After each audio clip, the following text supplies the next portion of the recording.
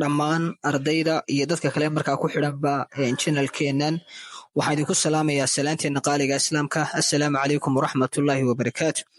salaan kabacdi beryahan waxaan idinka maqnaa hal bil oo dhammaystiran marka hawlo jira awgood. insha allah se beryahan dambe waxaan doonaya abdheed inaan noqdo insha allah oon casharo cusub iyo kuwo hore idiin socdayba insha allah inaan soo dhigo. maanta casharkan maanta idin wadaa waxa weeye waa inta badan Soomaalideena waxa ku badan waliba siba ciyaalka iyo xaafadaha inta badan waxa iskaga badan gooryaanada. marka waxaan idila wadaagi doonaa maanta dawada ugu haboon uguna fiican bal sida aad u isticmaal lahaydeen iyo dawadan maxay tahay yaan idila wadaagi doonaa insha allah. dawadan waxa la yiraahdaa waxa weeye dawadan waxa la yiraahdaa mebendazole baa la yiraahdaa mebendazole. dawadani waxay u jirtaa dhowr nooc iyadoo India la soo saaraa iyadoo jima jirta. marka anyway dawadan noocanihi waxa loo yaqaanaa mebendazole baa la yiraahdaa. mebendazole waa dawo loo isticmaalayo marka waa daawo loo isticmaalo marka in lagu daaweeyo xanuunada ay sababaan gooryaanadu ama wormska waxa loo yaqaano. dawadan waxay u shaqeysaa waxay absorbing ku sameysaa ama nuugtaa sonkortii jirka ku jirtay. sidaa daraadeed gooryaanadu waxay waayaan wax tamar ah ka bacdi markaa way dhintaan. oo tusaalahan oo kale hadii gooryaanku inta badan wuxuu ku nool yahay waa micnradaada sonkorta ku jirta glucose-taada ayuu ku nool yahay. gooryaanada noocaas markaa ahi dawadan oo kaliya waxay sameysaa inay ka absorbing ku sameyso ama ka nuugto sonkortii jirkaaga ku jirtay waliba micnradaada ku jirtay. taa markii ka nuugto sida daraadeed wuxuu waayaa markaa wax tamara gooryaanki dan markaa uu dhimanaya. haddana halka ka nimaano waxaan isla fiirin doonaa bal dawadan you may take this medicine without food. dawadan haddaba waxaad ku qaadan kartaa cuntana waad la qaadan kartaa oo macnaheedu intaad cunto ka bacdi waad qaadan kartaa. adoon cunto cunina waad cuni kartaa dawadan. haddaba dawadan waxa lagaga baahan yahay proper use-keeda isticmaalkeeda ku haboon waxa lagaga baahan yahay inaad dawadan calaaliso intaad liqin. do not swallow the tablet whole.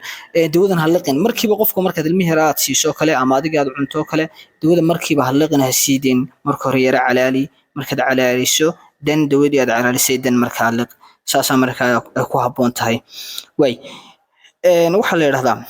mebendazole ama dawadani waxay aad u wanaagsan tahay marka la qaato cunto khaasatan cuntooyinka ay ku jirto duxda ama dufanku ama faatisku ay ku jiraan. tusaale ahaan caanaha kale hadda la qaadato aad bay wanaagsan tahay. caanuhu inta badan dufan bay leeyihiin faatis bay leeyihiin. cuntooyinka faat kale inaad la qaadata aad bay wanaagsan tahay. haddaba haddaan isla eegno bal qiyaastii ama dosage-ka iyo xilliyada markaa la qaadan karo dawadan la yiraahdo inta badan dawadan mebendazole la yiraahdo waxay daaweysaa ay gooryaanada ah roundworm, hookworm iyo hipworm. gooryaanada nooca magacyada leh waa kuwa markaa giraan ah kuwa hookworm la yiraahdo iyo kuwa hipworm la yiraahdo qaar ciida laga helo marka qaar ba ciida iska deganba marka way noo soo socdaan bal prevention code iyo waxa sida ugu hortagi lahayd. waxa la yiraahdaa ciyaalka dadka waaweyn iyo ciyaalka yar labada sano markaa gaaray iyo kuwa markaa ka waaweyn 100 miligram bi ka qaadanayaan dawadan 100 miligram laga siinayaa 2 times a day laba waqti labadii waqtiba subaxii habeenkii midh baad ka liqsinaysaa subaxiina midh baad liqsinaysaa habeenkiina midh baad liqsinaysaa. waliba waxaad u wadaysaa 3 cisho u wadaysaa consecutive 3 days ah oo 3 cisho isku xigta ay dawada aad u wadaysaa. haddaba dawadu waxay u baahnaan kartaa qofkii inaad ku celceliso 3 week baad ku sii celcelinaysaa aad wadaysaa 3 week baad u wadaysaa dawada aad ku celcelinaysaa. taas waa taa. haddaba hal gooryaan baa laga soo magacaabay gooryaanka la yiraahdo forbinworm. gooryaanka la yiraahdo waa gooryaan aad u dhuudhuuban sawir ahaan. waxa la yiraahdaa gooryaankani inta badan dadka waaweyn iyo ciyaalka labada sano gaaray ama kuwa ka waaweynba 100 miligram bi ka qaadanayaan maalintii kaliyaata dhigiiba 24 hourkii. maanta kale waxaad siisay 8 subaxnimo ayaad siisay 8 subaxnimo markaad siiso sida saacada caadiga ku taalo waxa dhici karta dadyo markaa xagga jooga reer koonfur kale inay daawanayaan marka saacada soo ku taalo 8 subaxnimo kale insha Allah ayaa dawo siisay 8 kale baad markaa siinaysaa. treatment may need to be repeated in 3 weeks baad ku celcelinaysaa iyadana ilaa 3 week oo kale ayaad u sii wadaysaa.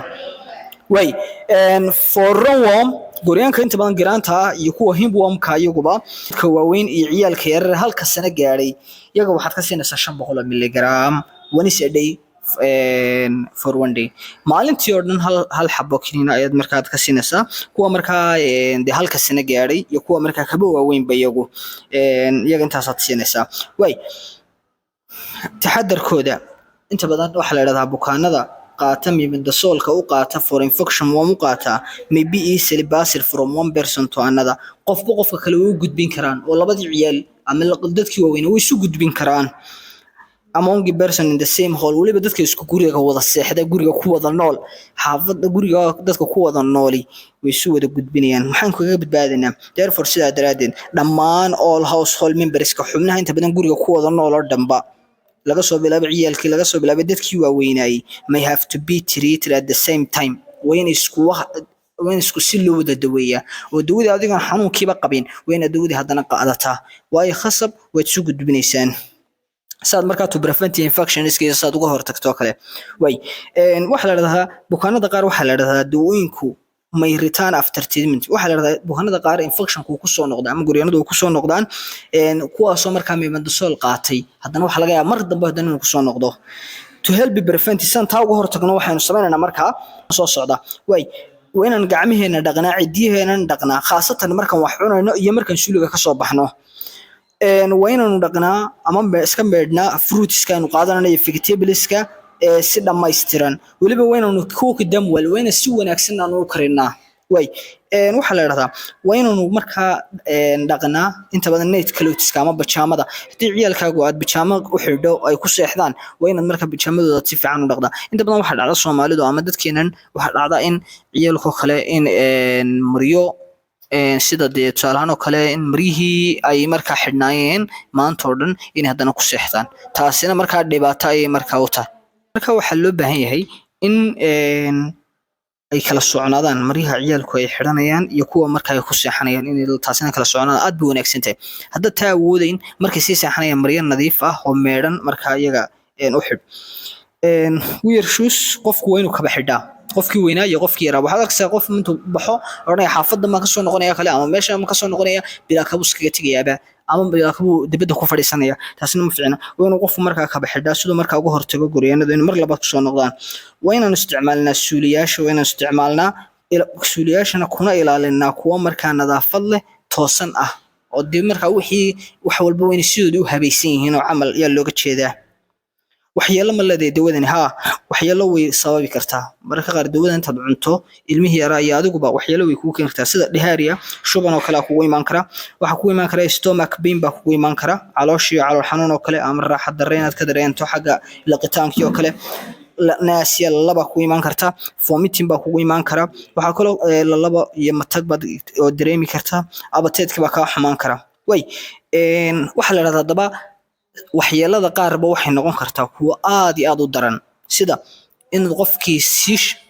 qofkii sii sharo kale yeesho oo qalal oo kale yeesho inuu rash kale yeesho ama finan oo kale ka soo baxaan naqaskii oo kale inuu ku dhago inay ku adkaato inuu qofkii neef qaato ama neeftiis ka soo saaro sida liqitaankii oo kale inuu isagana ku adkaado inuu qandho yeesho inuu qarqariyo yeesho jeelis yeesho way maxay tahay talada aad ku dari lahayd ama waxyaalaha aad noo soo jeedin lahayd markaa ku saabsan dawadan aad ka fahantay iyo waxyaalaha markaa aad ku dari lahayd dheeraad ka lahayd wallahi dawadaas anigu waxaan ka sii fahansanahay taasan ka sii fahansanahay insha Allah aan ku dari karaa taasna waan kaaga fadhiyaa insha Allah commentiga nagu reeb thank you for your listening aad iyo aad baad u mahadsantahay sida quruxda aad noo dhageysanaysay aad noola socotay haddii muuqaalkan ku soo gaaro like-ta si share-tan asxaabtaada noo sii share gala sida markaa uga sii faa'iidaystaan iyaguna casharkan aad baad mahadsantahay dhamaantiin assalaamu calaykum waraxmatullaahi وبركاته